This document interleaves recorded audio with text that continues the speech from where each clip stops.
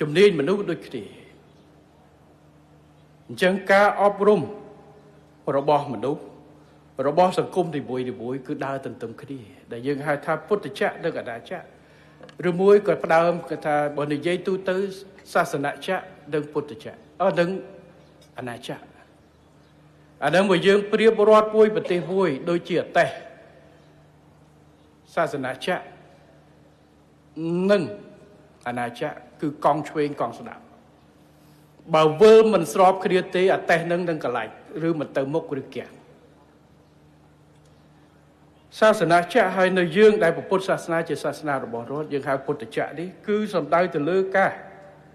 អប់រំសីលធម៌អរិយធម៌គុណធម៌នៅក្នុងការសម្រាប់បូកបន្ថែមទៅលើសមត្ថភាពផ្សេងអាណាចក្រអាចសំដៅទៅលើអំណាចរដ្ឋច្បាប់ផ្សេងនៅក្នុងសង្គមបើប្រទេសមួយមានកង់ទាំងពីរដើរវិលជាមួយគ្នាគឺអាចជោគជ័យបាន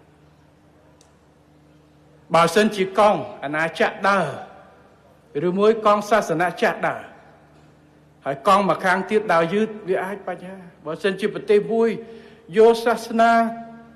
មិនយកច្បាប់រដ្ឋសម្រាប់ជួយទៅទប់គ្នាទេអាចផ្អៀងបណ្ដៃថាម៉េចអាចប៉ះពាល់ទៅដល់សិទ្ធិសុខដុមនីយកម្មទីហោរដ្ឋមួយដែលមានសាសនាមួយជាភាគធំ